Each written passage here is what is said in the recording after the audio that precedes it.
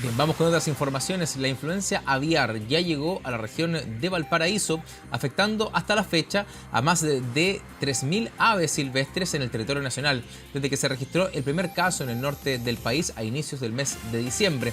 Para conversar sobre este tema nos acompaña Carlos Orellana, jefe de la División de Protección Pecuaria del SAC, con quien tomamos contacto de inmediato para conversar sobre la afectación de esta gripe, que es además una situación que no tiene cura, ¿no? Para las aves que se infectan.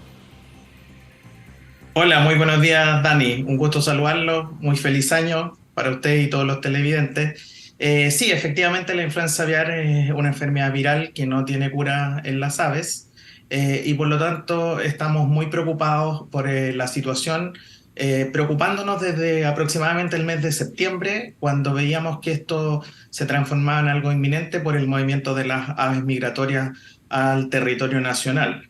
Esto fue acentuado en el mes de octubre con la primera detección en Colombia, y por lo tanto después todos los países del Pacífico Sur han ido notificando casos y el último fuimos nosotros el 7 de diciembre. Carlos, ¿hay alguna diferencia cuando mencionamos esto como influenza aviar o gripe aviar? ¿Tiene algo que ver con finalmente la enfermedad en sí o son dos nomenclaturas que pueden ser utilizadas? Se usan normalmente como sinónimos. Nosotros en una jerga más técnica usamos el nombre de influenza aviar.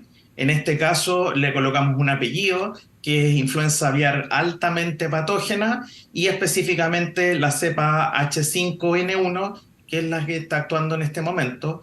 Nosotros acabamos de determinar un secuenciamiento del genoma del virus, muy parecido a lo que se hace en el tema del COVID, y por lo tanto nuestros primeros estudios nos arrojan que el virus que está actuando en nuestro territorio está muy emparentado con el virus que actuó en Perú y también con el que actuó en México y Norteamérica. Eso quiere decir que lo que se está produciendo es el movimiento del virus y no es un virus que hubiera estado acá en el territorio nacional.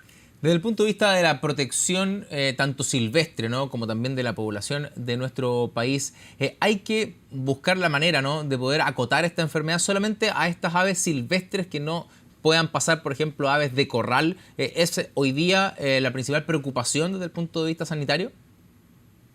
Sí, la verdad es que, o sea, la verdad es que nosotros tenemos muchas preocupaciones. La primera es efectivamente cortar el ciclo de transmisión viral, y eso se logra en primer lugar, con una detección precoz. O sea, nosotros tenemos que llegar a los casos lo antes posible.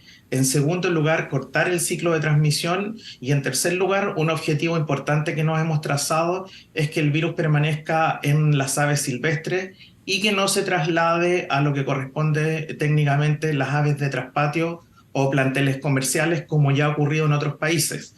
Eso no significa que nosotros no estemos preocupados por el impacto que efectivamente va a tener esta enfermedad en la biodiversidad y en el equilibrio ecológico que existe en la naturaleza. Hay que recordar que en países como Perú significó la muerte de más de 15.000 ejemplares de pelícanos, y es una situación que, tal como tú mencionaste, Dani, nosotros aparentemente hasta ahora eso no se ha dado. La mortalidad ha sido más gradual. Nosotros llevamos alrededor de 3.200 aves muertas, y no grandes explosiones de aves.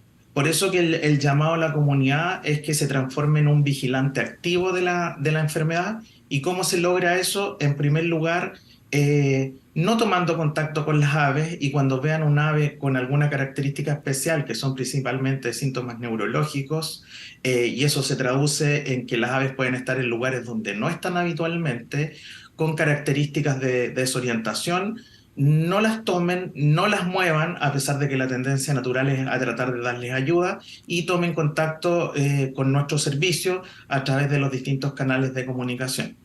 Carlos, y aquí, ¿qué se les dice, por ejemplo, a los pescadores, ¿no?, que conviven habitualmente con este tipo de aves en diferentes caletas de nuestro país y que de alguna manera han ya manifestado algún grado de temor y también desconocimiento si es que esta enfermedad les podría generar algo a ellos en un futuro o también a las mismas especies que se comercializan ahí, que de alguna manera podrían ser infectadas por esta situación? ¿Es una situación real aquella preocupación? ¿Cómo se le responde también a aquellas personas? A ver, el primer llamado es a mantener la calma, siempre hay que estar atento y preocupado, pero no queremos generar una situación de alarma pública porque efectivamente, si bien esta es una enfermedad que está descrita como una zoonosis, vale decir que puede ser transmitida de los animales al ser humano, los casos en que se ha dado, que son muy pocos en el mundo, han sido bajo condiciones bien particulares. Trabajadores del sector avícola, que por lo tanto trabajan durante todo el día en contacto con las aves y en ambientes cerrados, por lo tanto la concentración, la carga viral ha sido muy alta. Por lo tanto, de nuevo el llamado es en particular a los pescadores a estar atentos si observan algún ejemplar bajo condiciones erráticas. Normalmente en las caletas se produce una convivencia de las aves con el entorno y para eso nosotros ya tomamos contacto con el Servicio Nacional de Pesca para que también sea un actor importante de esta vigilancia que estamos implementando. Quizás el llamado principal es aquellas caletas en sectores más rurales, por llamarlo de alguna manera, donde los pescadores pudieran tener aves, gallinas, patos, gansos, y por lo tanto el llamado es que no mezclen o tratar de evitar que sus aves domésticas tomen contacto con aves silvestres. Y eso se logra con buenas prácticas, con decisiones muy sencillas que son, en primer lugar, tener las aves dentro de los gallineros y, en segundo lugar, que al momento de alimentar las aves, las personas permanezcan en el lugar y eviten que las aves silvestres tomen contacto con las aves domésticas. Ya, o sea, es importante poder hacer esa distinción, separar también a las diferentes especies para evitar esta contaminación, pero me quedo con ese llamado, ¿no? De no generar alarma pública, pero sí estar pendientes, atentos a situaciones que son bastante claras por lo que nos has descrito. Por ejemplo, aves que se encuentren en situaciones erráticas o bien que de apariencia, ¿no?, se vean enfermas, de inmediato avisar a las autoridades y no acercárseles. Precisamente, el caso en cuestión que nos tiene en esta nota es el caso de un pelícano en Tunquén. Era un pelícano que recibimos la denuncia, eso es muy importante. A nosotros nos interesa que la comunidad nos denuncie para focalizarnos en animales que estén evidentemente con sintomatología y no estar gastando recursos y tiempo en buscar casos, sino dirigirnos específicamente a donde ya hay mayor probabilidad de que estén infectadas. Y en el caso de este pelícano en Tunquén, era un pelícano que estaba aislado, no se encontraba con el resto de ejemplares y por lo tanto andaba deambulando con una conducta bastante errática. Eso nos hizo sospechar, se tomaron las muestras. Hay que decir que todas las muestras que nosotros tomemos son analizadas en nuestro laboratorio central que se encuentra al ingreso a Santiago en la localidad de Loquirre. Por lo tanto, en el caso de esta región, las muestras es muy fácil enviarlas al laboratorio. Sí quiero hacer una precisión, Dani, para que la gente entienda. Lo que a nosotros nos interesa es pesquisar áreas geográficas que estén consideradas como positivas y nuevas especies. Vale decir, nosotros no muestreamos todas las aves ni tampoco todas las áreas. Un ejemplo, como ya sabemos que los pelícanos en Tunquén están positivos, lo que vamos a hacer es muestrear otras especies en Tunquén, pero ya sabemos que los pelícanos de Tunquén están positivos. Ya, perfecto. Entonces ahí se georreferencia, digamos, este peligro, pero que no da pie, por ejemplo, porque una vez que exista este hallazgo en Tunquén, a ir a avanzar hacia otro punto, sino que concentrar los esfuerzos ahí para ver qué otras especies también podrían portar el virus.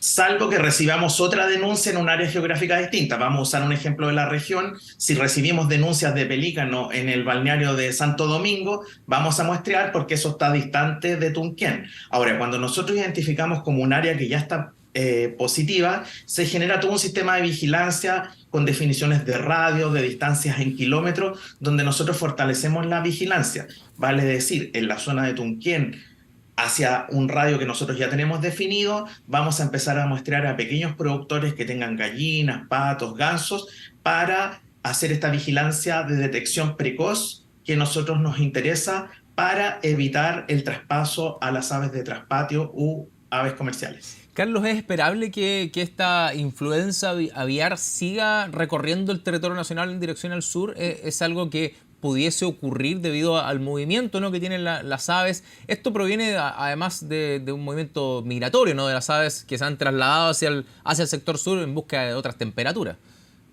Sí, a ver, esto es muy parecido a lo que ocurre en la salud humana. en que nosotros vamos viendo en la contraestación y en el otro semestre, viendo qué es lo que va a pasar. Este año apreciamos con bastante preocupación que en Norteamérica el tema estaba un poco desbordado y en particular esa situación nos hizo fortalecer la vigilancia. Ahora, sí hay un dato importante, es que en Estados Unidos, a pesar de que las aves ya migraron al hemisferio sur, siguen presentándose cuadros de influenza. Por lo tanto, nosotros vamos a ir monitoreando el comportamiento. Las aves en general se devuelven a partir de la segunda quincena de marzo, vuelven a migrar buscando mejor clima, pero existe una probabilidad de que el virus quede circulando. Por eso, no solo el llamado durante la temporada estival, sabemos que las playas van a estar llenas de bañistas, venimos saliendo de una pandemia, por lo tanto la idea es que los bañistas puedan disfrutar de la playa, pero que lo hagan con responsabilidad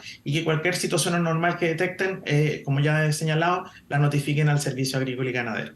Ir aislando este problema, tú decías, para que no se traspase, por ejemplo, las aves de corral o aves de criadero particularmente. Ya se han tomado medidas, por ejemplo, el cierre de un humedal también en la región de Valparaíso, para evitar seguir propagando, ¿no?, esta gripe, esta influenza.